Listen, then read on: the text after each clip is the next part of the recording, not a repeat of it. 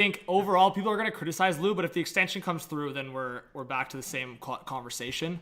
That it's a win for the Islanders, but yeah, obviously we're waiting to see if it's an extension or not, or what's going to take place. But yeah, on the surface, man, I think Lamoriello. I think Islanders fans will complain about this, but I feel like Islanders fans for like 3-4 months were on Lamoriello's ass about not making a move, and maybe this is a little too late. Maybe it is, but I'm looking at the standings, and I think at any point in the season, as long as it's not like March, if you're within like 5 points of a playoff spot, you're right in the mix. All it takes is 2 wins, 2 losses, and you're right there.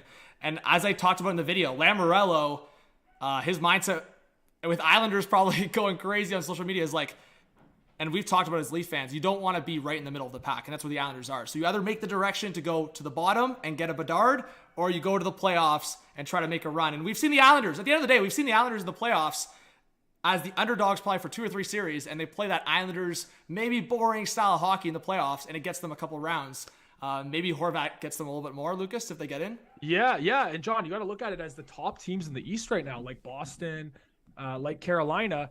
If the Islanders already get in, they're probably going to play one of these top teams, just the way that the standings are going to shake out. So Boston or Carolina, teams that were looking at maybe acquiring Horvat now have to go up against them. I mean, it's a huge stab to those teams that were supposed to be in on him. So I think it makes the storyline of a playoff series like that a lot more intriguing. And to your point, John, I respect Lamoriello so much for going for it. Like, they're going for the playoffs. Yeah. Forget this like wishy-washy season. They're going to try to really go for it. And, overall, like I said, big upside here for New York, and they have had trouble scoring goals, and Bo Horvat, no doubt, is going to help that. Okay, so let me throw a scenario at you before we get into the chat. And we're live streaming during this podcast right now. So, no extension. Say this is like maybe a verbal kind of conversation where Horvat goes, I'm open to an extension. We've seen that before. Open to an extension, right? So say Horvat, there's no extension here. Maybe this is irrelevant in an hour and there's an extension, but no extension, Lucas. Islanders go a couple rounds and finish where we've seen them finish a couple years, where you lose in the Eastern Conference Final, which, hey, is no slight. That's a run. Much more than the Leafs have done in the last few years. But Islanders do that, but they lose Horvat in free agency. Is this an L of a trade for them at that point? I don't think so. I think getting all the way to the conference finals is something to be very proud of. I mean, maybe this is, like you said, talking from a Leaf fan more perspective. I think that's a W of a season. At the end of the day, only one team lifts it. 2 teams get to the finals, and it's really tough to do that. Yeah. And with the way the Islanders have played over halfway through the season, if they're to ramp up and make the conference finals at this point, I think most Islanders fans are absolutely taking that. And if Bo Horvat walks, just so be it. My storyline that's intriguing to watch, like something I'm excited to watch, is Lou Lamoriello has always been known for playing hardball and really not giving that big cash out, right, John? So is he going to? I mean, we know publicly around what Bo Horvat was offered by the Canucks, and no doubt Lou Lamoriello is going to have to give more than that. So that's going to be interesting to see if he does go about that, or really tries to stick to the hardball and uses him as a pure rental. But from the surface, I think the Islanders are hoping this is a core piece they're going to lock up, right? Yeah, for sure. And to answer Jeremiah's question in the chat, yes, guys, it is top 12 protected. So I think the Islanders probably looked at their scouting staff as well and looked, okay, so if it does get into that top 12, we have guys we really want to target. Maybe after that, it's not so much. But this is where I say it could be a massive W for the Canucks. I know Canucks fans are going to get on Rutherford and Alvin, and that's been the conversation. But in an ideal scenario here, this is taking a bet. If it's right outside that top 12, 13, 14, 15, and you also get Ratu, I mean, to me, that's a dub. You wanted the roster player. I don't necessarily agree with that mindset, because to me, you're trying to create cap flexibility, so you are bringing Beauvillier in. But you still get that value with Beauvillier. Beauvillier, to me, is still, at times, a good top 6 forward. At times. He's been inconsistent. Islanders fans know that. But getting Ratu and potentially a top 15 pick, if it's just outside that top 12, that could be a huge dub for the Canucks. But kind of back to what you said there, I think the Islanders, when Lamoriello is going so aggressive there, I think you also look at the scenario of competitors, what you said. The Bruins were in this conversation, and as you just said, the Islanders were to squeeze in. The Bruins could be their matchup, and they were potentially, the rumors are suggesting that they were close maybe to getting Horvat. I think the rumors coming out from Dollywall and Friedman were that the Canucks were pretty stubborn on the fact that they wanted Brandon Carlo in this deal, so that they were not going to trade with the Boston Bruins unless they were getting that roster player they wanted, because that was the reported return always. It was a roster player, a first-round pick, and a good level prospect. That's exactly what they got in this deal. So any Canucks fans that are like shocked, that's been the rumor all along. The first-round pick, the roster player, and the high-end prospect. And that's what they got here. So what I'm saying is you got it onto your team rather than the Bruins. And I don't think Islanders fans are too upset with losing Viveiros. It's more so maybe they're kind of looking at that Ratu potential because they got that steal in the second round. It'd be like this. I'm making a Leaf comparison again, Lucas, and I'm rambling here, but it's like Matt Nyes was such a steal for the Leafs. That's why Leaf fans like protect that asset so much, because not only is it a great prospect, but it was like a steal. So they want to see that develop through. It's the same thing with Ratu. I think Islanders fans, it was such a steal in the second round. They wanted to see it kind of develop, but you're getting Bo Horvat. And if it comes with an extension, as I said, this is a home run. Absolutely, man. Absolutely. I'm going to be curious to see how Ratu develops. I don't know a ton about him, just being completely candid. I've seen some good things, but overall, I thought the package was going to be a little larger. So if I had to decide on who's winning this deal and the bigger upside right now, I'd go Islanders. But the best case scenario for Vancouver is the Islanders struggle this year, don't sign Horvat, right? So then it doesn't look as bad. Yeah. And then on top of it, they do poor again next season, giving Vancouver a top 12 pick. Because if it slides to 2024 and the Islanders struggle again and finish bottom 12, that pick goes to Vancouver. That part's not protected the second year. Yeah, so, is that confirmed that it's because sometimes it slides? Oh, it is confirmed. Pierre LeBrun did confirm that. So if they come bottom 12 in 2023, it obviously slides. And then 2024, if they come bottom 12, it's whatever that pick turns out to be. I think this reminds me similar of a situation between Ottawa and the Sharks a couple years back when that happened.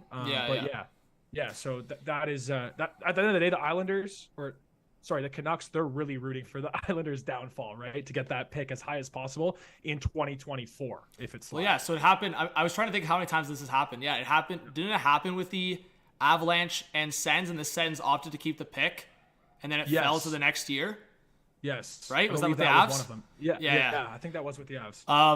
I did want to throw a hot take because someone just threw Cassian's name in the conversation, and I do want to talk about. So the Islanders and the extension with Horvat, I still think another move would have to come. Not just saying that it's now, maybe it's in the off season, so they wait. But I feel like the Islanders, if they're in that scenario, it'll be a similar situation to like the Cassian dump. They'll probably have to attach like a second and third to like Josh Bailey just to get rid of that contract so they can sign Horvat. And then that scenario, I feel like Islanders fans will take another second to even think past that because we'll see where the Horvat number's at. Because then if they overpay, combined with giving up a first, maybe other picks to just get rid of a Bailey contract and then Ratu as well. So this, Lucas, this might be one of those trades as we've seen in the past. We can evaluate now. We can evaluate after the playoffs, but it might be like 2-3 years where we actually look at it and go, okay, where's Ratu at? Where are the picks at? All that stuff. But yeah, I like what you said because, again, I think the Islanders wanted that direction. They made the decision on this direction. They have the higher ceiling here, but it all just obviously comes down to where that Horvat contract comes in as well. Yeah, and if Horvat wants to embrace being an exactly. Islander in that Islander style of hockey, because I know all those players, their success is really credit to when they're playing well. Their success is them all coming together, obviously playing that Islanders brand of hockey. It's going to be interesting to see if Horvat buys into that with the team that he's played for as of late. Not great culture over there, not really great defensively structured team.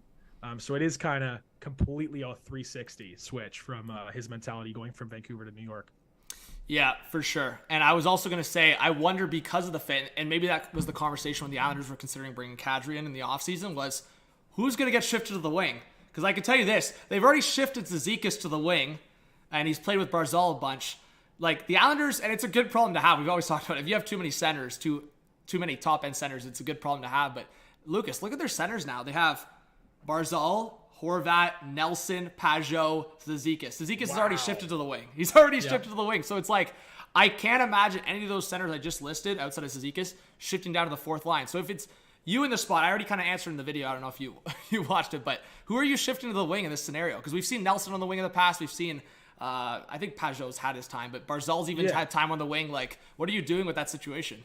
Yeah, I mean, I would want to look at the numbers a little more critically from an analytic perspective on faceoffs, but from the eye and what's told me who's a stronger defensive player, I think Brock Nelson beats out Matt Barzal. So I think I would switch Matt Barzal to the wing and see how that looks. And Barzal has been pretty mediocre to not great on the draw. So. On the draws, yeah. So I feel like that seems to be the first move that I would look to make. But no doubt, Bo Horvat is not a winger, so he's going right into the middle. That's what you brought him in for. But John, I also wanted to ask you, right? It's interesting seeing this trade come in today, because this is sort of the calm before the storm. I mean, this is a storm today, but it's only going to ramp up now with bigger deals and other big bodies moving, like Tarasenko, which is what we presume to be coming, Timo Meier, all these other big forwards. So does this really set the market? Bo Horvat going for this, a first-round pick, a good prospect, and a decent roster player. Is this similar to what you'd think Timo Meier is going to cost for another team? Yeah, I think he'll get more just because he's got like the RFA status and he has the team control. I think the only thing that's really scaring teams away is that $10 million qualifying offer. So it's like it just comes down to either getting an extension done ahead of time or just accepting the fact that you're going to have to at least put $10 million forward and then figure it out afterwards. But yeah, I think this is probably the structure. If I had to like adjust it a bit to make it like, more so the scenario of Meier, it'd probably be like this package, probably adding like a second round pick into the equation, maybe an additional prospect. Like that's a lot, but you're getting younger age with Timo Meier. And you're also getting that team control. So it would be, to me, I don't even think there's protection on the first round pick to trade for Meier. So it's a first, maybe another pick, prospect or two, and then a roster player to match the cap. But I think if the Meier deal goes down, that will probably be the biggest deal we see. The only ones that I guess would compete with that is like if the Patrick Kane trade happens and if the Chychrun trade happens, and then outside of that, I don't really see any other trades. Unless, Friedman brought it up again today. Unless the Canucks surprise us with the Demko trade. I don't think the Canucks want to trade Demko, but according to Friedman and Dollyball, like teams have been calling heavy on Demko. So, and we haven't even seen Demko in a while. Like he's been hurt. So Demko's value's got to be, I'm not going to say it's, he's still a young, lots of potential type goaltender. We've seen great highlights of him through his time in Vancouver. I think Demko, obviously, his value's probably at a low right now compared to what it's been. So that's probably why the calls are off the charts for him, to see if teams can try to, pull him out of Vancouver. But I think, bringing it back to the question that we were just talking about here, I think Tarasenko now is interesting to see, because he's obviously going to go for less than Bo Horvat. Yeah, and Tarasenko was kind of tied to the Islanders at times. Like that was a name that was connected. Yeah, Lou Lamoriello was right in on him too. So it almost seems like maybe if he was in on Tarasenko, he started seeing what it was going to cost to get him, and he just decided that this little bit extra to get Horvat is more worth it because younger player, center, more promise there. So I'm curious to see if these teams that were more going to go in on Horvat, like a Carolina, like a Boston, if there's going to be more competition now for obviously Tarasenko, Meier, Kane. Yeah, for sure. Ryan O'Reilly to a lesser extent. Well, I was going to say, I wonder, because there's been rumors more so the last couple of days tying the Hurricanes to O'Reilly. Mm-hmm. And I wonder if the Hurricanes were, Boston kept getting thrown in there, but I think the Hurricanes were probably in the conversation. So I wonder if the Hurricanes now just completely do a pivot to O'Reilly, or at least talk to St. Louis, because there's options there. Even if Carolina didn't like the offer for like an O'Reilly, maybe they look at down another center like Barbashev, or like a middle center like that. I know Colorado, they've been like keeping an eye on these big names, but that's why I feel like Colorado keeps getting tied to like those middle tier guys like a Monahan or Henrique or Johnny Taves when it comes to the market. But Lucas, man, it's like, is it as simple as like the remaining teams we're going to see just like each player? Like, so I'm thinking O'Reilly will go to one of those three teams we just discussed. I would think Jonathan Taves will go to one of those teams. The only other team that makes sense for Taves is just because the hometown vibe is Winnipeg. Yeah. Yep. So I think that could be a wildcard team for Jonathan Taves. But I feel like between Colorado, Carolina, Boston, and the names we just said, like there's going to be another deal that happens with those teams. In Toronto, right? Toronto's going to get one of those guys. We'll see. Well, you know what's funny? So lock in. Everyone's trying to lock in Timo Meier to the Devils. And I don't know if I'm as quick to that, but I think it makes a lot more sense now because a lot of people are trying to tie, and it kind of sucks now too, because I had a video lined up for tomorrow where I talked about how the Devils could get both Timo Meier and Horvat. It was such a hot take video, but that's scrapped now. But to me, I think the Devils are going to be aggressive still. And now I think, Meyer's a lot more likely because they missed out on Horvat. I saw Devils fans on even cap-friendly armchair GM Lucas, like trying to shift Jack Hughes to the wing just to get Horvat and Meyer on his line. Wow. Devils fans are hungry. That would be wild. Don't get too greedy now, guys. Yeah. You guys are finally good and they're getting a little greedy. John, Tampa too, though. Tampa's got to be in there to get more of a guy who's probably going to get obviously retained and the salary, the numbers. Yeah, I'm expecting another Hagel. I'm expecting another Hagel kind of deal. And you know what I'll say? I like the O'Reilly potential because there's a retention potential there.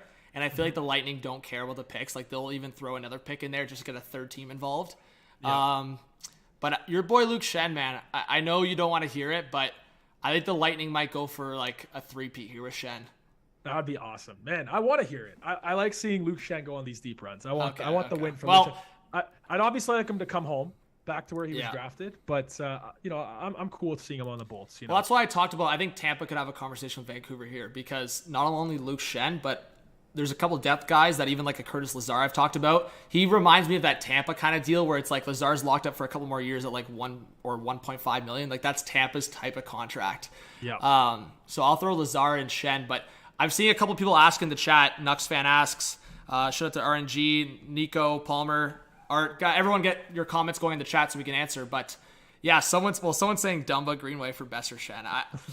I mean, Mason, that's a hot take. I don't think that's horrible for value because Dumba, Besser, change of scenery, Greenway, Schenn. I don't think that's horrible. John, let's talk about something like that because Vancouver's going to have to move these bodies out like they've done with Bo Horvat today. They're going to have to get roster players. I mean, Rutherford alluded to it too, where it can't just be picks and prospects. Maybe this is a long-term play, but they do need to bring in guys that are going to fit right in the lineup, like Beauvillier. Or you know what? And Beauvillier's a little more upside. Yeah, for sure. And I was just going to say, that's why I think some Canucks fans have talked about like a Dumba because like a Beauvillier fits that conversation. He's 25. I mean, he's right on that line, but Rutherford talked about that, like the 25 and under. And I think when we're talking about like other defensemen out there, I mean, Dumba's 28 at this point. He's going to be 29 by the offseason, so that's not the perfect scenario. But a Greenway, that's another example of a guy that maybe the Canucks would target. Like, I'm not saying there's any rumors to suggest that's a possibility. Well, and Dumba was healthy scratched a couple of games last week too, right? So that's there's something going on there when it comes to Minnesota, probably being frustrated with him not progressing the way they thought he was going to from a high pick perspective. But what else do we got going on in the chat here? Oh, Bukestad to the Leafs, bottom 6. Jeremiah. How do you like that one, Johnny? Bukestad. Yeah, I know. Jeremiah messaged me. I think Bukestad, I think Arizona's going to want a lot for him. Mm-hmm. But my thing is, like, the Leafs, are they just going for that depth guy or just trying to change it up on the center spot? Like, I wonder if Bukestad's a guy that is going to get at least, like, a second-round pick. And that goes back to the conversation about asset management here. Like, if Vancouver gets a first-round pick somehow for, like, Schenn and another guy, like, Canucks fans are going to go crazy. So Bukestad, I like the option for Toronto, but it goes back. I'm not trying to give up a second-round pick plus for a Bukestad. Like, the fit's good and the right shot and getting size and stuff like that. But I'm saying if the Leafs are going to give up assets, go for the big fish, man. I'm so tired of going for these guys that are good fits. Like, that's how you get into these Foligno situations. You can't have another Foligno. You go into these mindsets trying to get like these specified guys. Like, that's why I always even talk about, like, in the drafts, like, just go for the best player available. If you're gonna give up assets, go for the best player available. If the Leafs had maybe, I'm not saying that it was possible, but we go back to that Taylor Hall conversation. It's like narrow down on one guy that's gonna be at the top tier. Like, that's what the Islanders did. Shame Lou Lamoriello or the Islanders all you want. That's what they did here, man. That's why there's no bullshit. That's why the Horvat trade happened now and not in March. Because they zeroed in on Horvat just like this, and they got it done. And now Taylor Hall looks like he's going to be, a career Bruin, the way he's playing there, the way he's fit there.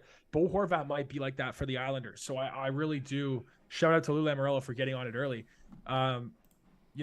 One more quick question for you, John, on Bo Horvat, on the trade specifically. Like, do you think the Canucks pulled this deal a little early? Like, do you think they could have waited a few more weeks, pushed it closer to the deadline, and got more than this? Or do you really think this was the ceiling of what the return was going to look like for Bo Horvat? Well, I'm going to say this because people are not considering this. And I actually, I like shouting people out. I was reading an article, but I've talked about it a couple times on videos, is that the Canucks, in a lot of the trades they've made, they've lost a lot of leverage. and they've lost a lot of like flexibility in terms of making these deals. So at the very least now, they've traded Horvat, and it's not that much flexibility. I think they create only like 1.3 mil here, but it's like getting some of these deals done ahead of time creates a little bit more flexibility for yourself, where it's like once it gets to the Besser deal, like you know what you have. Like the Horvat trade's done. It's not like teams are trying to like finesse you or get into other conversations. It's like the Horvat deal's done. Now you can like focus on like a Besser deal.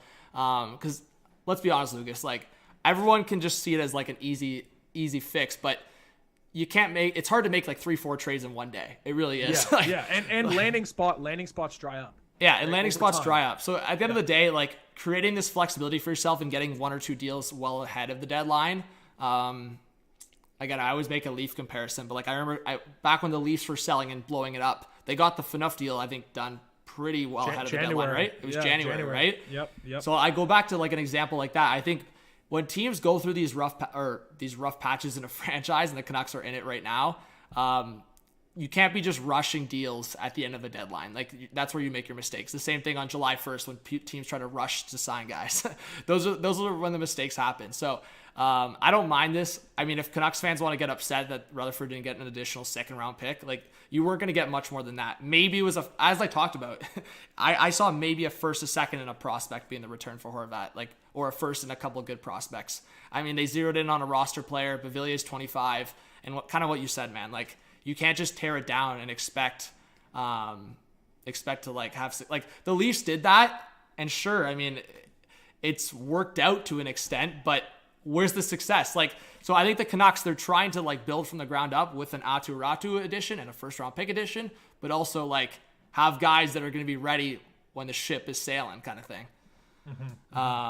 So I don't know. I don't mind the deal. I really think maybe they could have got one other apiece closer to the deadline, but I mean, I think this was the right deal for what they were looking for. They were looking for a young center that kind of, I wouldn't, in my video, I hope people don't take it the wrong way. I wouldn't say I'm comparing Ratu to like a younger Horvat, but in the sense of how he plays, he's a 2-way guy. He has untapped scoring potential. I think with the right development, the Canucks can make him a pretty good, probably like 2nd line center behind Pettersson in the future, to be honest. Okay. So we'll see. We will see. We can take some questions from the chat, Lucas. Yeah, let's do it. New captain for the Canucks, John. Do you think they're going to, I see shout out to a couple of you there in the chat. Nico's in there. UWU's in there asking about the next captain for the Canucks. So do you think there's going to be one? Are they going to hold off for a few years? If there is someone right now, let's put ourselves in that frame of mind. Who's it going to be? Yeah, I mean, the easy answer is Pettersson. But yeah, I'm seeing someone throw OEL. Like, I just think it's going to be someone that they want to build around the team.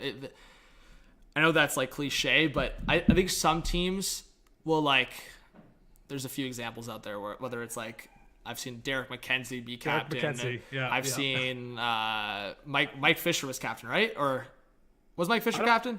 I don't know. What he may have been, but I know for sure that Derek McKenzie example is a real good one. Anyways, my point is, I just don't think the Canucks are going to go for a captain like that. I think they're going to go for a captain that's like the guy, which, to be honest, guys, chat, I really don't see it being anyone else but Pettersson. It's not Bevilier?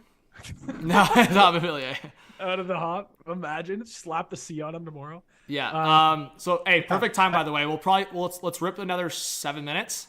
So let's just rip through questions to end this short kind of pod live stream to react to the trade. But JT Miller, Chris says, no chance. But Lucas, quickly, man, let's answer some questions. But do you think JT Miller is part of the long-term plans? Do you think Rutherford will double down on this contract he signed? Or I guess Alvin too? I think that they're going to have to, John. Like they're trading from such a deficit in terms of everyone knows, the baggage of JT Miller the last few months, that it's almost like you might as well hang on to him and make him a core piece, at least short term. See what you can do with the roster in terms of bringing in different players and different surroundings for JT Miller, and see if the morale changes. I don't think you can really trade Miller right now. I just think you also just have to keep him on the wing. Like, no more center for JT Miller, in my opinion. I mean, maybe, especially now that you're trying to build around Pettersson and you're trying to make that contract look good. Like, I mean, to me, maybe try to get that line going of Miller, Pettersson, and Kuzmenko going into the new year, and then build around that. But all right, Jack's got a great question. I got a good one from Jack. Yeah. Does Horvat play for the Metro or the Pacific in the All-Star game. Wow.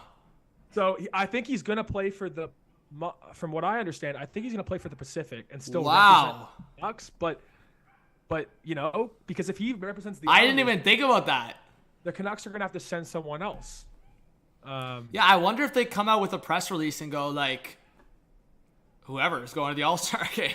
Yeah. I'm trying to think who would be for the Canucks. Like Kuzmenko, I guess. Kuzmenko to the All-Star, folks? Could be. But it's also, John, obviously they wear their team's logo on one of their sleeves. So is he going to wear a Canucks logo on there? I doubt that. But then again, this is where the controversy is. So that's an interesting one. We'll keep an eye on. Actually, Lucas, do you want to keep ripping? Because we have our guest coming on. We're going to do that off air, guys, probably he's coming on in 30 minutes. So maybe we can make a new meeting if you want to stay on, or I can continue the stream myself. Up to you. Yeah, we can rip through another one. Okay. So let's just answer a few questions here and then we can keep chatting. But one of the biggest pieces off the board and all the top buyers still looking good for the deadline potential. Yeah, I mean, Richard, that's kind of how I was looking at it as well. Is like, not only could this deal be a domino effect, but hopefully people look at the market value here. And that's why I like this deal, folks, because I think if you look at the buyer and seller perspective, as much as many people are going to chirp the Canucks, I still think this is a good return. So I think from a buyer's and seller's perspective, they look at this kind of deal and go, damn, like this is not bad. If you're a seller and you're getting a guy like Ratu and a first-round pick for a rental, I think that's pretty solid. I mean, the Canucks were not going to re-sign Bo Horvat, and everyone in the world knew that. So you don't have this crazy amount of leverage the way maybe the Sharks do with Meyer or the Coyotes have with Chychrun. That's why these teams are asking for multiple first-round picks. I'm not saying they're going to get it, but that's why they're asking for it, because they have that leverage. The Canucks didn't have that leverage, and they still, in my opinion, got a pretty decent deal. Yeah, absolutely. Go ahead. RP88. I saw that, yeah. Besser, Garland, and Myers next. If you had to rank them, John, I'll give you my ranking after you do. What's your 1, 2, 3 in terms of who's out soonest to furthest? Yeah, I think so. He didn't include OEL in that. I think the Garland and OEL deals, if they were to happen, are more off-season. Mm-hmm. Why I say that is not even just the contracts itself. I mean, Garland's had more of a down year, and obviously OEL has the struggles, but Tocchet coached both of them in Arizona. And I wonder if Tocchet tries to keep those two guys around because of the familiarity and because just they're tougher deals to make. So I wonder if they just keep them around. But yeah, I think Besser, Shen, Myers. I think Myers is possible if Aquilini and these Canucks guys can just be willing to retain at least even $2 million off Myers. I'm telling you, this deal can get done. No team's taking, I just can't see a team taking on $6 million of Tyler Myers. $3 or $4 million? That's something you can stomach maybe. Because I think a big right shot guy that's playing limited minutes on the third pair in the playoffs, it's not bad if it's a $3 million. $6 million. Vancouver would rather do that, John, right, than buy him out and have to pay all that money. Like, you might as well retain the couple mil. I agree completely. What else we got? Do I think they'll trade Demko? Yeah, Lucas. Yeah. Right now, I mean, let's talk about, because we've talked so many times on this podcast about like goaltenders and value, and I look at the situation with Demko as like, this guy was just like to believe we were talking preseason about this guy being a top 3 or top 5 goalie in the league. Like, I think top 3 we were saying is a hot take. We were solid on top 5 for Demko, right? Yeah. And now we're talking about the guy's been injured for so long and you're just going to toss him away. Like, I truly think Canucks fans should hold their anger for that potential deal unless the Canucks get a haul. Because if they trade Demko fresh off the injury without the value going back up, that's freaking stupid. That is the problem we've had with the Canucks. This dumb lack of asset management. And this would go back to that conversation with the Demko trade. I really don't think they went too poorly here with the Horvat deal, but they'll do it with the Demko deal if they do that. Yeah. And John, too, you can't trade everybody. I mean, if you think about it, we're naming Bo Horvat, Brock Besser, Tyler Myers, Connor Garland, Thatcher Demko. The list goes on. Luke Shen. I mean, you can't deal everyone off your roster. You still got to keep some pieces. I understand they're trying to do a major makeover, but you still got to keep some pieces. And to your point, Thatcher Demko, his value is obviously low right now.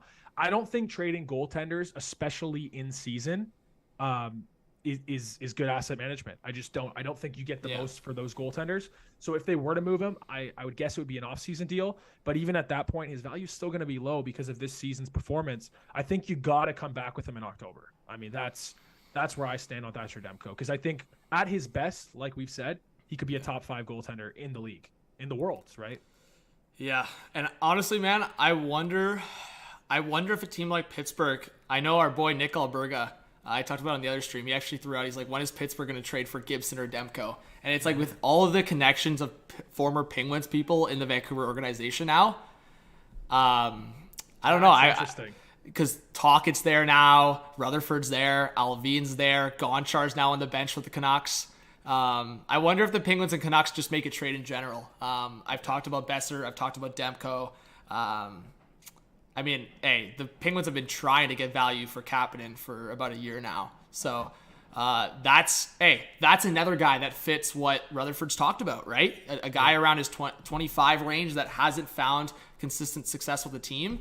I mean, that's the same thing with Beauvillier. Even though Beauvillier, he's actually scored a couple of big goals for the Islanders in the playoffs. Scored that big goal on Vasilevsky against Tampa. So, like, Beauvillier has shown he has those sparks if they can find more consistency with Vancouver. So, I like the potential of, like, Demko trade next year or in the offseason, but get him his games. Like, if Demko can come back here towards the end of the season, and hey, for fantasy, I've kept him on IR. I've been that patient. I've added a free IR spot, so I've just kept him there. If he can come back and show for a good 10-game stretch that he's still up to that par of a goalie, teams will sauce like quite a few assets for him in the offseason. But do you even want to do, John? But do you even want to do that if you're the Canucks? Like, this trade obviously makes you worse in the short term, the Horvat one. So if you start bottoming out even more now, and you're getting close to those Bedard sweepstakes, buddy, you might want to send Thatcher Demko out of here. Like, for you know what, just stay at home, come back next year. We need to come as far down in the standings as possible. No, you're right. You know what, and I'll agree with you on that. So I'll take back that part of what I said, because that's a good point. But what I will say is that, it comes down to the conversation of what you just said. If the Canucks start zeroing in on the Bedard conversation, which, again, I don't know if they are, but if they could zero in on that conversation, then maybe they're just trading guys away just for the purpose of being bad. But but that's what I'm saying. I don't know if that's truly their mindset, Lucas, because if that was their mindset, to me, Beauvillier's not in this deal, or they're flipping Beauvillier tomorrow, you know? Like, Beauvillier doesn't, like, he's not bad. Like, he'll be a good middle six guy for the Canucks right away. So, I wonder. All right, Lucas, do you want me to send you a quick link and then I'll bring you back? Yeah. Let's do it. All right, guys, we'll bring Lucas right back, and then, we can continue the questions. We'll run the stream for maybe another 20, 30 minutes, and, so I'll bring Lucas back. Let's see.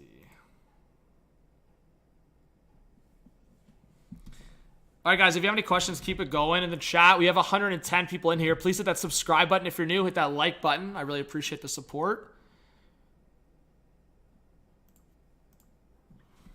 Got a feeling Lafreniere is going to get traded soon for a big-time player. Yeah, I mean, I think the Rangers, if they want to go for that big deal, it might include Lafreniere. But chat, right now, let's ask while we bring Lucas back in, who is going to get traded next by the Vancouver Canucks?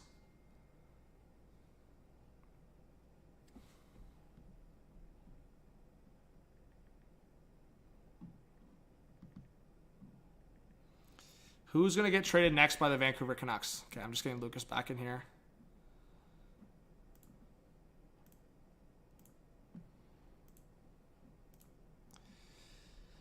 All right.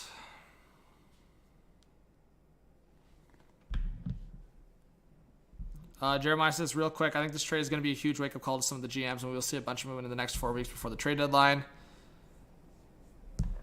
Jeremiah, it would have been cool to get Canuck Clay on, but no, we didn't get him on for this pod. But Richard says Shen.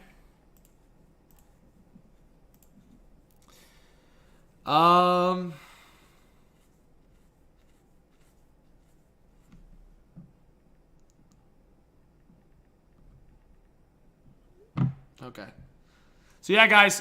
By the way, if you haven't yet, go check out the Hot Take Hockey podcast. We've been posting on Spotify and Apple, so if you guys want to go check out the pod, I'm going to edit this together, make it an audio file, and just send it to Lucas, and we post it on Spotify and Apple. So if you guys, if you're ever at work or you're just chilling or at night you like to listen to podcasts, we post all the time. So you can just listen to the pod. Yeah, Jack, I know. I'm excited to do the trade deadline stream. I'm really excited for it. Thank you, Jeremiah. You're a legend. Spike, what's going on? Jessica, let us know, guys, in the chat if you are a new subscriber. I appreciate the support. Let me know if it's been lagging at all, guys, or something.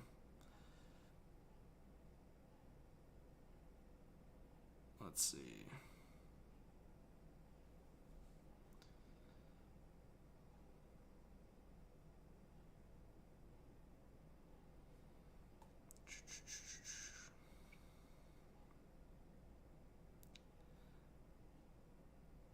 I don't know what happened there, but it seemed like we lost a bunch of people. I don't know if it lagged or what happened, but we'll continue to record for a bit. Yo, yo, yo. What's up? All right, Can you Lucas. hear me okay? Yep, Lucas is back. All right, we'll continue the recording. So yeah, Lucas, just on that conversation we were talking about who's going to get traded for the Canucks. I think most people would probably say Besser or Shen. Do you disagree with that, or do you have another name? Besser and Shen. Yeah, I think Shen is just, it makes the most sense. I know he loves it in Vancouver, and I think Shen is such a good guy that he would honestly stick it out there and see where this thing goes in the near future. Yeah. Especially if they gave him some certainty with this contract, which I don't know if Vancouver would want to do that right now, obviously. Yeah. But Brock Besser, we've been talking about that for months, right, John? It feels like even, this predates the pod. Like, this has been going on for years. That Brock Besser wants to change the scenery. So I think that one's got to happen. So I'd say both are very likely to happen before the deadline. I'll edge on Luke Shen is the easier. Yeah, it's just easier to make, for sure. Yeah, so that one I'd definitely say is going to happen before the deadline, yeah. I honestly do hope we get a shocker with Besser the same way we got with Horvat here. I mean, within the last couple of days, Horvat's been a conversation with the Islanders a little bit, but I'd want a shocker with Besser because I feel like people have been tying Besser to like the Wild forever just because of the hometown thing. Like I feel like as hockey fans, that's the easiest thing you can do. You can just, I mean, I do it myself. I look at where a guy's from when I'm talking trade rumors and I go, it could be a fit there. And people have tried to connect Besser there for a while. So I don't. Which is like the Taves one to Winnipeg. Similar exactly. Thing. But it honestly makes sense though. That one, I know it's a quick pivot, but that one makes sense behind Scheifele and Dubois, especially with the way Winnipeg's looked this year. Jonathan Taves sliding in at 3C. Well, the only thing I'll say is that then they'll have to be flexible, and is Adam Lowry on the wing or what happens with that, right? Because I just wonder if the Jets, we've always talked about with the Jets is like, and it goes back to the Dubois conversation too, is like you want guys that are going to want to be there. So, I mean, Taves is from Winnipeg, so if that's the target, I don't think Jets fans would complain with that, but obviously it kind of, I don't know, they missed out on maybe bigger opportunities with that mindset. But yeah, that's true. That is true. I will say that's a good point. I do want to shout this out really quickly too. When I see those two jerseys behind you, John, Vancouver and New York Islanders, I now have history of like Roberto Luongo, Corey Schneider, and now Bo Horvat. It's pretty crazy. Like, okay, so Chris put this in the chat, and I forgot to mention in the video because I literally knew that before I record for the video, and I still haven't brought it up in the live stream. I'm a dummy. So Bo Horvat, he was the draft pick in the swap for Corey Schneider. Lou Lamoriello was on the Devils at the time. So Lamoriello is the guy that traded the Horvat pick for Schneider, and now he's the one trading for Horvat. That's crazy. Yeah. That actually is wild to think about that. Yeah. I didn't piece that together. Lamoriello looked back at that deal, and he's getting a little older. He's later on in life, and he's like, man, that was one of my bigger regrets for a trade. He's like, I'm gonna do a little Uno reverse here and make it up to the Islanders. Well, it was the Devils at the time, but obviously now the Islanders have been on Lamoriello's ass, so they're making the deal happen. I guess the only other thing I was gonna ask you is we're just chatting trades. What's the next one? I know we've been talking about what we think will happen. What's the next deal you want to see happen? Whether it's just as a hockey fan or just like, what's the next one you want to see happen? I like to see guys that, want that change of scenery and clearly want out. So I am rooting for a Brock Besser deal. I'm rooting for a Tarasenko trade. Really, that's what I'm rooting for. I think this guy has, he's serviced the Blues really well his whole career. He's played there. And, he asked for a trade not so long after they won the Cup. I believe it was in 2020 when he originally put in that trade request. Yeah. So it's been a long time coming for him. And I want to see him go somewhere that has the ability, a team with the ability to go on a run. So I'd love to see him play on a Stanley Cup contender. That's the one I really want to see. And I'm curious just to see what the return is because, the next Vladimir Tarasenko contract, where does it come in at in terms of the dollars and the cap hit? He's on the backside of 30 now. So it'll be interesting to see if it's a rental or if it ends up being a long-term fit. Think sort of, even though he's older, think like Taylor Hall, where when he got traded to Boston, it looked more like a rental, and then it ends up being a long-term solution for Taylor Hall and the Bruins. So that's an interesting one for me, Tarasenko. What about you, John? Yeah, I think only because I feel like if it gets closer and closer to the deadline, I feel like he might just end up staying, but it's another Blues player. Like, I want to see the O'Reilly trade. I feel like O'Reilly, when he's healthy, is just such a playoff performer, and we saw that with the Blues. So I want to see O'Reilly traded, but definitely at the top of my list, I want to see the Hawks trade those two big boys, man. I want to see Kane and Taves traded. I just feel like that'll explode the hockey universe, and so 100%. I want to see... following this Horvat trade, I feel like Patrick Kane's only one of a couple players that would really top the Horvat trade here. Just in terms of the name. Like, obviously, Horvat's having a much better season than Patty Kane is, but it's just the name. Like, Patty Kane getting traded, like, that's, like, top tier of top tier. Like, it is, Stanley Cup champs, like, freaking absolute crazy playoff pedigree. Patrick Kane getting dealt would be quite the... you know what? I would argue we haven't seen too much of playoff form Horvat versus, like, Patrick Kane. Playoff form. So, I feel like Patrick Kane getting him would be crazy. I know the Rangers have been the conversation lately, but hey, as Leaf fans, you can always dream. Yeah. Coast to coast, NHL Hockey News asks, do you think Pierre-Luc Dubois will stay with Winnipeg or sign somewhere else or get traded? Yeah, I think eventually. I mean, I think he could maybe sign another 1-year deal, but I think by 2025, Dubois will 100% be in a different jersey. I'd be shocked if 2 years from now Dubois is still in a Jets jersey. Yeah, I think it's written out already. Like, he is going to leave Winnipeg. He's obviously obligated to stay there for one more year after this year. He's controlled by them. Whether his deal's up this year, but he's an RFA. Yeah. So I see him being like, you know what, played really well here. Maybe they win a round. I'll re-up here one more year. And I'm walking. Like, I don't think he wants to stay there long term.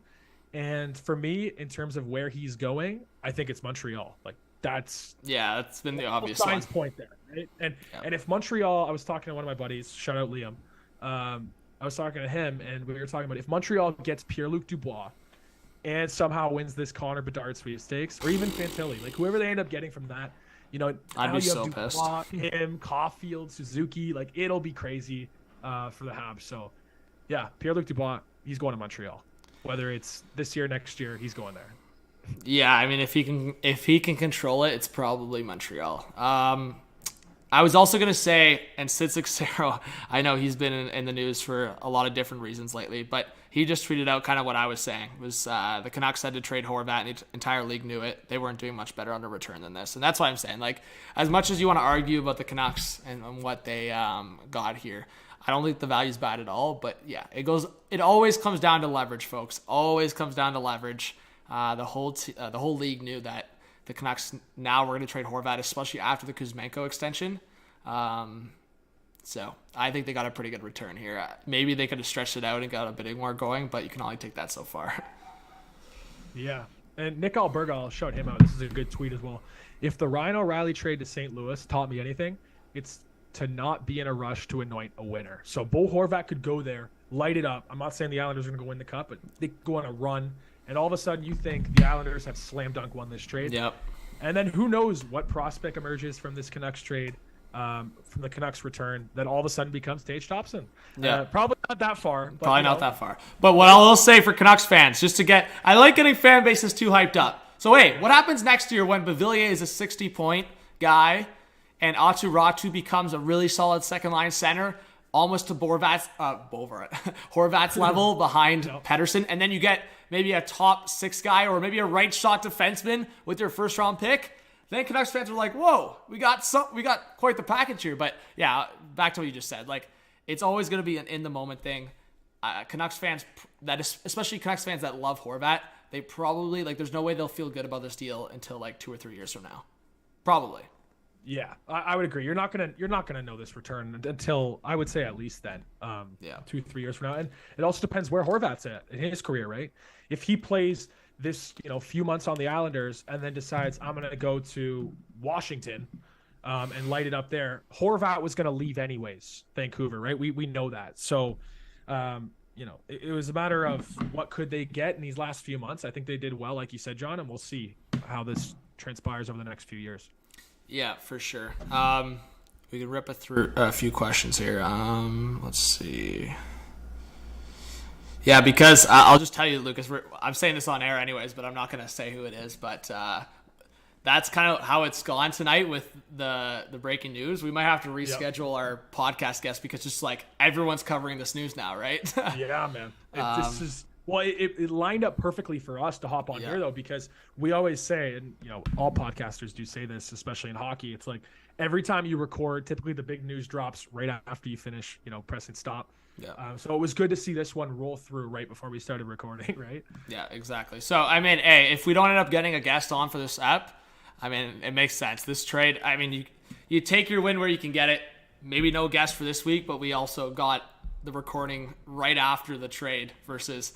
I mean, I'll shout out Dangle or any of those other guys that host pods. Is like they complain all the time. We've complained so many times because it's happened to us like a bunch of times where it's like we record the pod and the next day it's like big trade, big signing. So thank you to Rutherford, Alvin, to Lamorello, getting this deal done on a Monday, getting your business done at the start of the week versus getting lazy going on a Monday and then doing your business on a Tuesday. So thank you to the Canucks and Islanders. Appreciate it. Absolutely, man. And now, I'm going to probably just be watching Bo Horvat tribute videos all night and getting teary-eyed. And it reminds me sort of when the Leafs lost Nazem Kadri, right? I mean, this guy was drafted as a high-end pick. So you also do want to shout out Bo Horvat for the big goals and the big moments he created for, this generation of Canucks fans. Yeah. He will definitely be missed, as a guy who was drafted there, developed there, made the captain. I mean, it's a big day in the market of Vancouver. So, and I also feel like once they trade Schenn too, like those two guys have been like they're pretty steady leaders, like Horvat and Schenn. Like, it hasn't been a secret that those two guys have been pretty consistent as leaders in that room. But I was also going to say, an Isles girl just tweeted out is like a lot of Islanders fans I'm seeing on Twitter. Even though a lot of people are like, this is a huge dub for the Islanders in the now. There's a lot of Islanders fans that are just feeling the risk with losing Ratu, and that's where I think Canucks fans should hold on to that for now. Maybe you're going to be disappointed, but look at the Islanders fans on Twitter, and Islanders fans talk to some Islanders fans. They're feeling pretty risky about losing Ratu, and it's not like you just got Ratu. Like, I think if you did a Horvat for Ratu 1-for-1, then we're talking, okay, you're putting a lot of eggs in one basket with Ratu, but you also get that first round pick if it falls, as I said, around that 15 spot in what's supposed to be a very stacked draft. I mean, Canucks fans, you never know, man. This could end up being a huge dub, especially with the fact that you're going to lose Horvat for nothing. Bo Horvat just actually put out a statement. Yeah, so this just came out. The Islanders tweeted it out 2 minutes ago, quoting Bo Horvat. I am really excited. Heard lots of unbelievable things about the organization, the city, and the players on the team.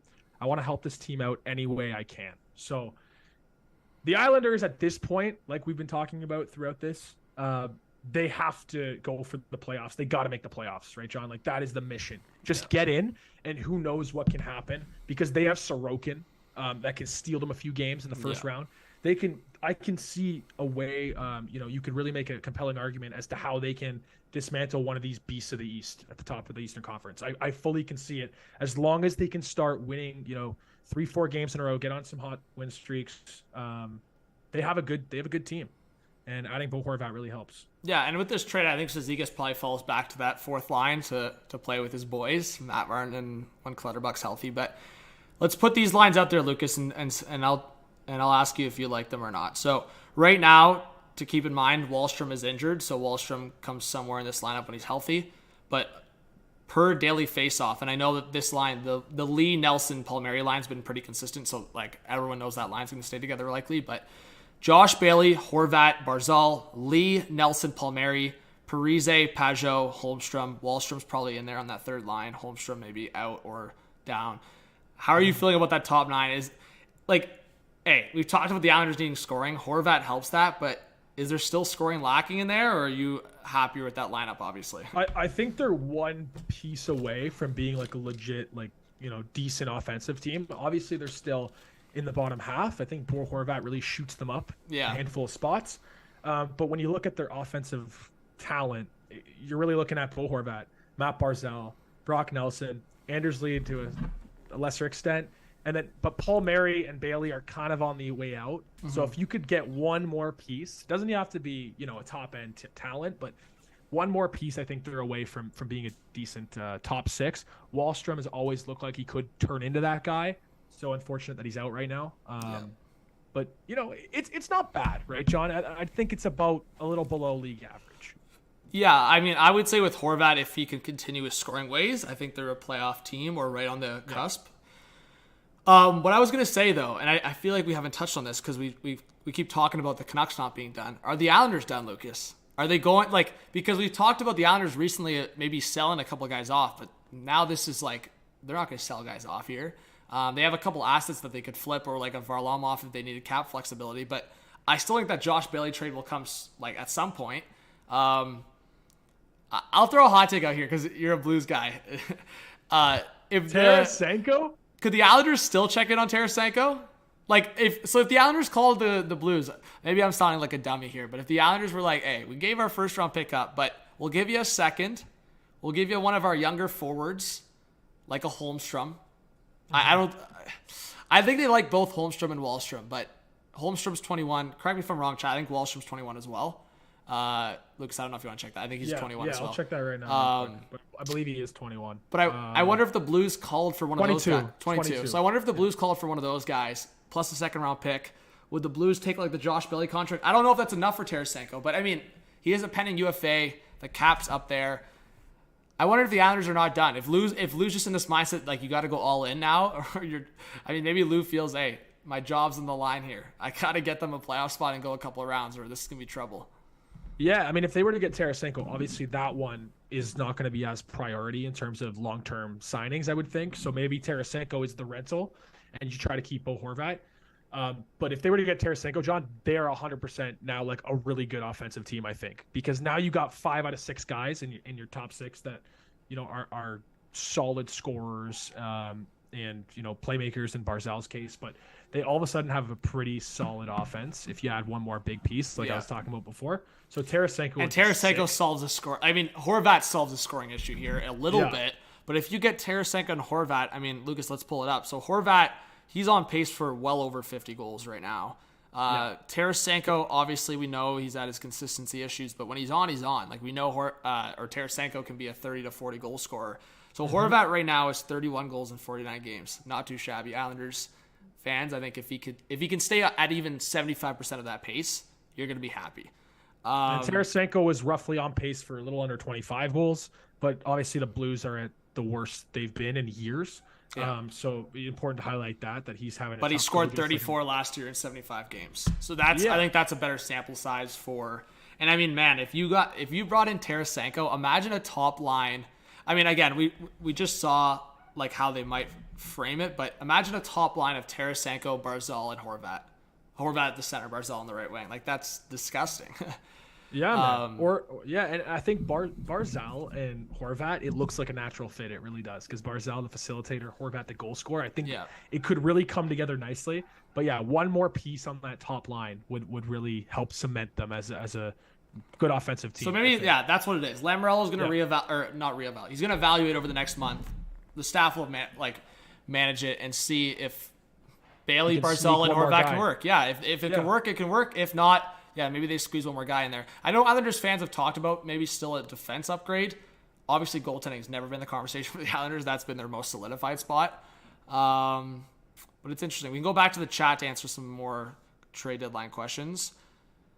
Yeah. Do you think the Jets will make the playoffs? Quick one there from coast to coast. Sorry, I missed that. Who will make the playoffs? The Jets. You think they're in? Yeah, they're in. They're pretty comfy in their spot right now. Yeah, they're not going to second in the Central. Yeah. Yeah, Richard, that's why I said, like, I wonder if the Blues would call for, like, a Holmstrom or a Wallstrom. I really don't think the Islanders should do a trade like that. But, again, if it made sense that, like, the Islanders don't feel like a Holmstrom's in their long-term plans, like, I just feel like a type of player like that's not in your top, or is in your top 6 or not. But, yeah, I think I've talked about Wallstrom. I'm so high on Wallstrom, so to me, the Islanders can stand pat at this point. It's just about re-signing Horvat and creating that space, and that's either just with what I think is probably going to happen is them letting Varlamov walk in free agency, combined with maybe trading Josh Bailey. So, and I think that is the right move for the Islanders to not move Varlamov right now. I don't think unless it's part of a bigger play to get a forward. Yeah. Because you never know. If something happens to Sorokin, you still got a quality goaltender in Varlamov, so you might as well keep the both for this season, especially with the context now that it's playoffs or bust. Yeah. Yeah. We can rip another 5-10 minutes here. So it is top 12 protected. Let's see. Yeah, Canucks, I mean, I think their offense, kind of what you said, Nico. Like, their offense will be fine long term, I think. It's obviously more so what are they going to do with Demko and their defense. Their defense has been a mess. So LeBron, I don't know if you saw this, Lucas, or mentioned it. Maybe I was zoning out. But LeBron says Alice GM Lou Lamoriello on media call says he hasn't had contract talks with Horvat's camp, but obviously hopes that something in that will happen.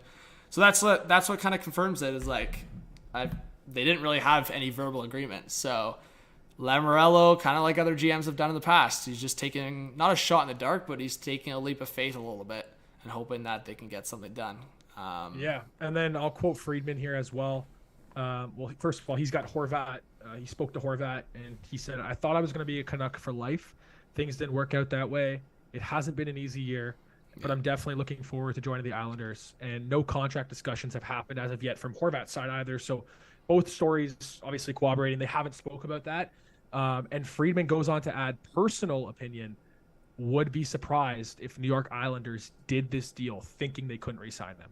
And I agree with that. I think we've seen Lamoriello through his, obviously he's getting up there in age and maybe there's only a few more seasons left of him being in charge, but we haven't seen him take giant risks without assessing what, the reward is going to be, or without assessing if this guy's a long-term fit. So, I don't think the Islanders are doing this purely as a rental. Their strategy would probably, I'd say on 90% chance to keep him long-term.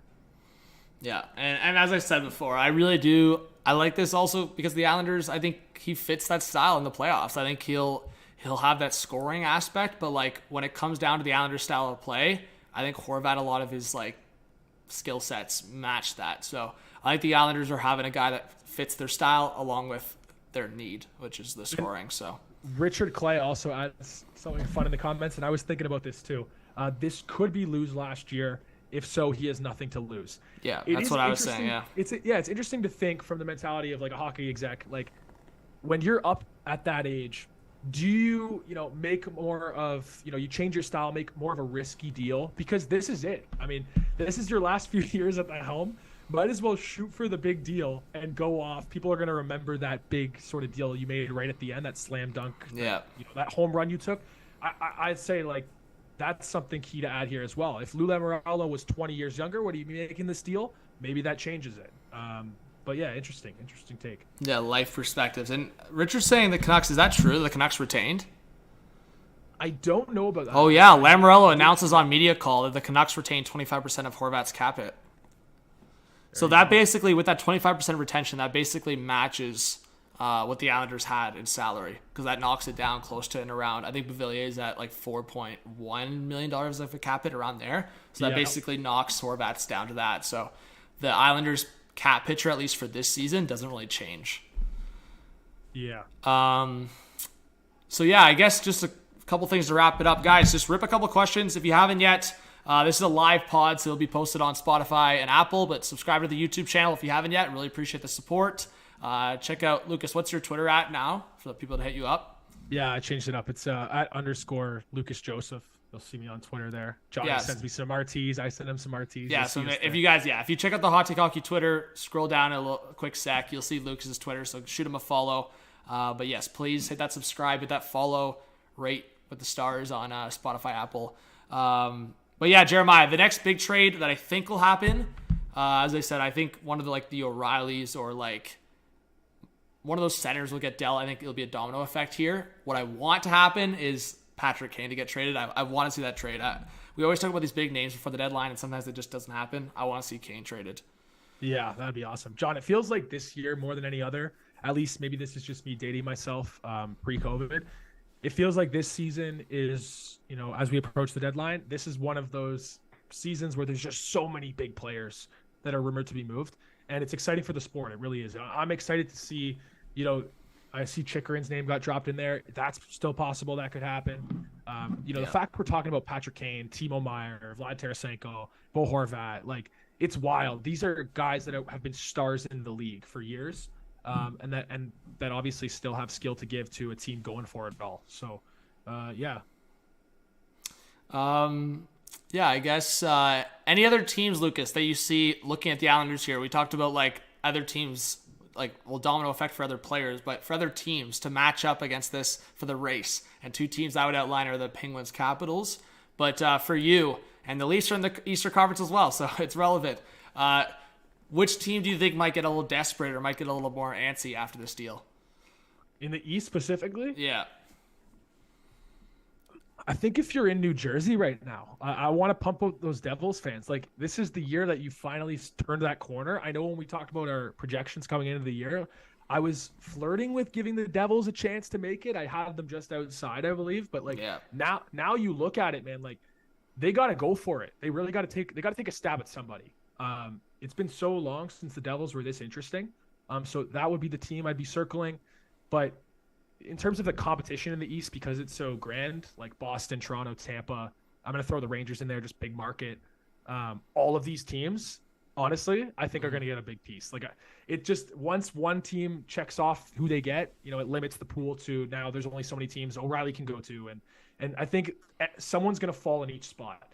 I saw Chris just shout out to, do you think Dallas will make any moves? Well, John? Dallas was also a team thrown out there kind of sniffing a little bit with the Horvat conversation. I wonder if Dallas continues the conversation with Vancouver for another player, but also, and I know this kind of has heated up a little bit over the last week or so, and I've talked about it, is Dylan Larkin.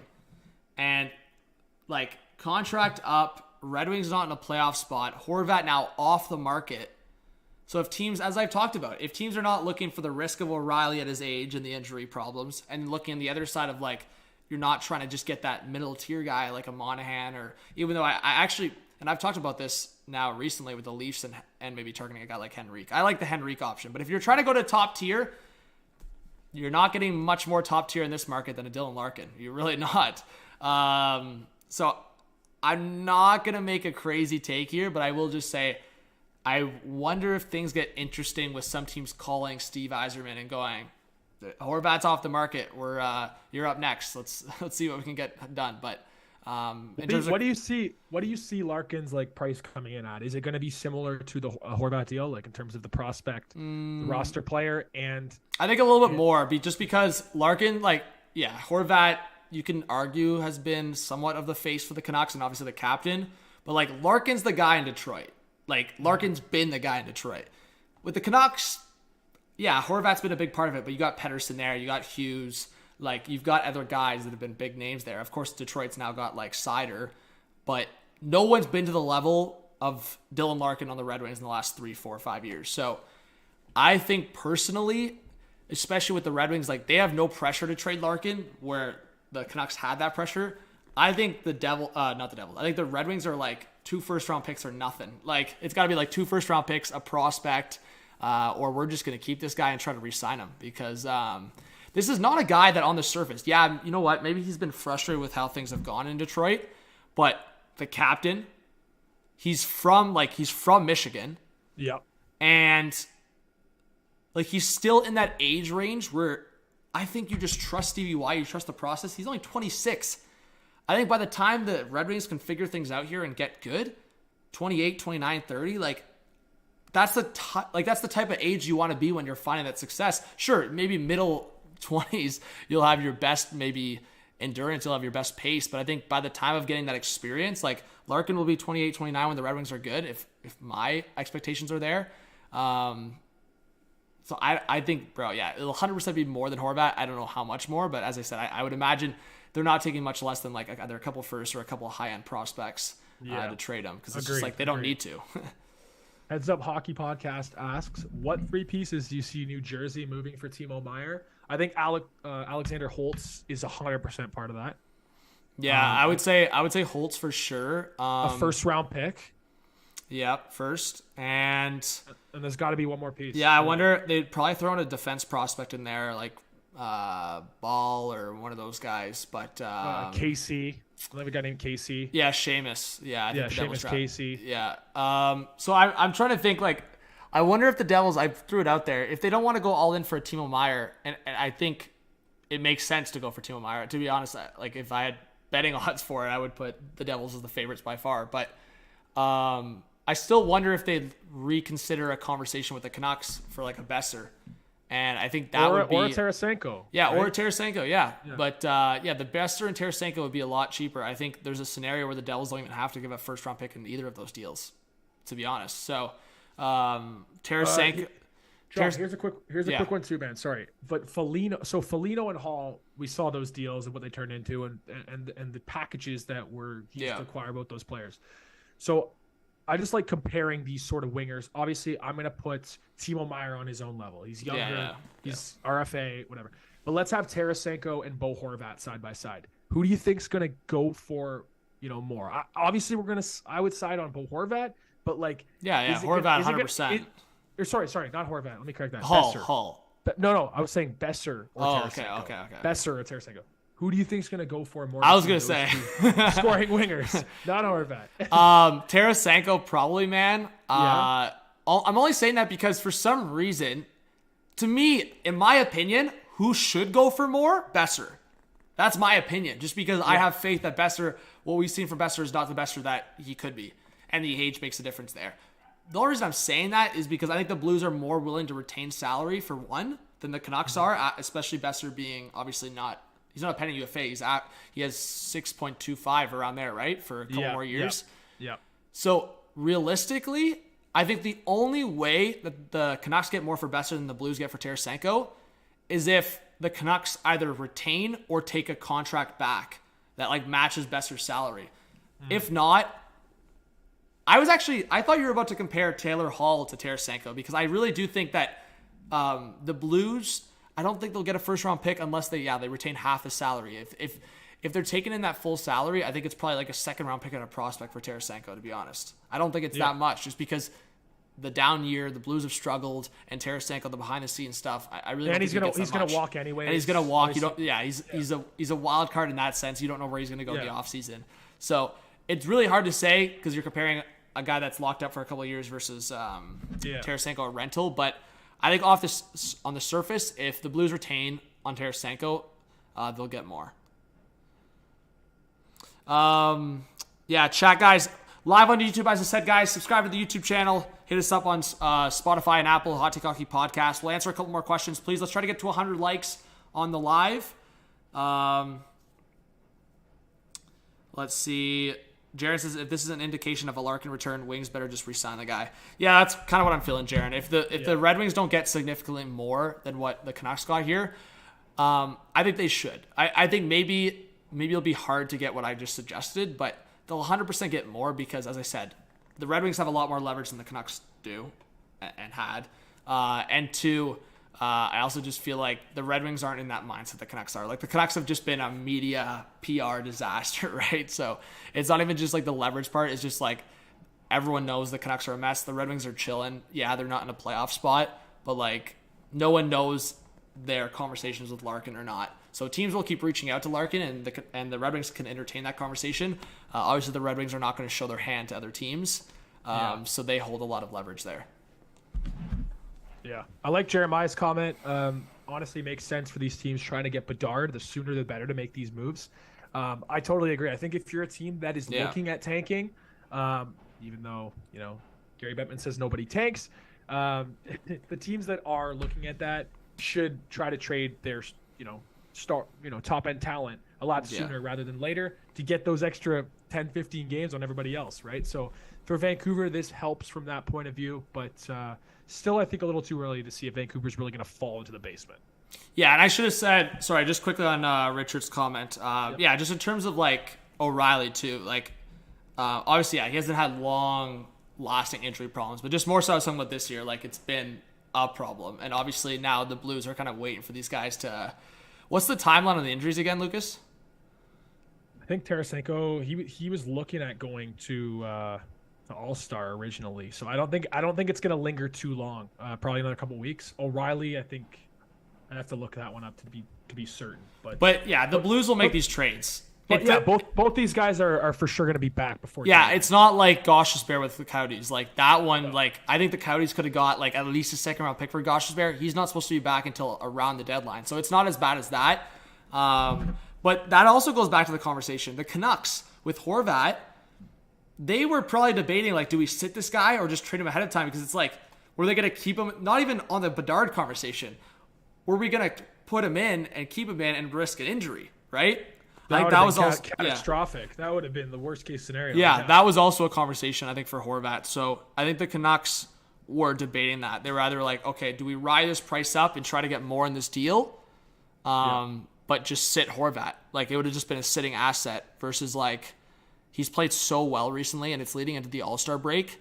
It kind of gives him a chance. Like, do the Islanders even play again this week? Like, and if they do, Horvat probably doesn't even play that game. Let me see here. No, so there you go. This is perfect for the Islanders. The Islanders don't have a game, Lucas, till February 6th. So Horvat can come in, settle in with the team, meet the guys, maybe reroute his vacation to wherever some of the Islanders guys are going. Cancun. Yeah. Enjoy it out there. And then, yeah, get kind of accustomed to the team. So, yeah. Richard Clay. Yeah, Tarasenko actually has just returned. He's come back the last couple games. Ryan O'Reilly's another 2 weeks max.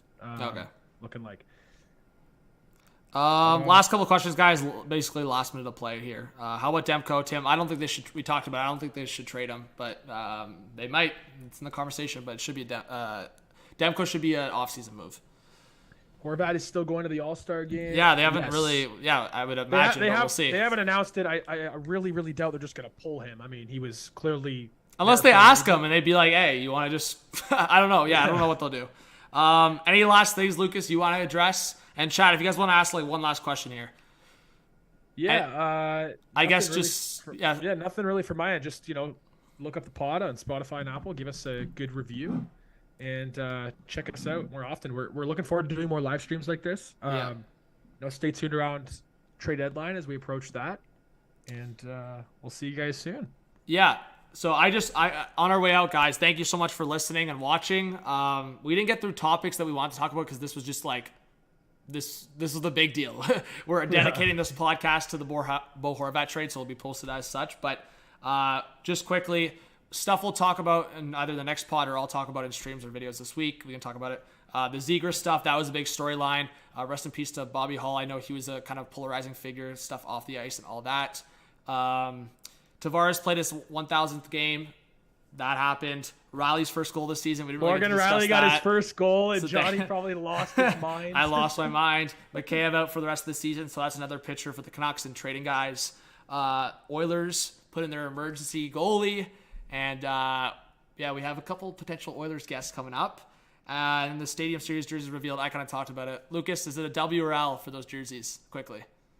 I'm gonna go on the L side. I think. Yeah? I'm not crazy about him. I think the Hurricanes one is a little safe, and the Capitals one is the opposite of that. It's just too much for me. And I'm a big fan of the Capitals, like black jerseys and the Eagle they're repping on the reverse retros. So I'm gonna say pass on both of those, just for me.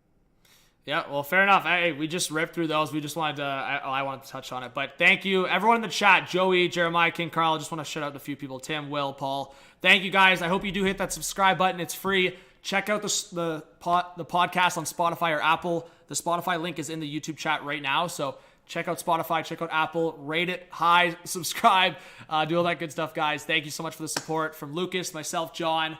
Have a great one. We'll chat soon. And, look out for the future pods. We'll see you on the next one, guys.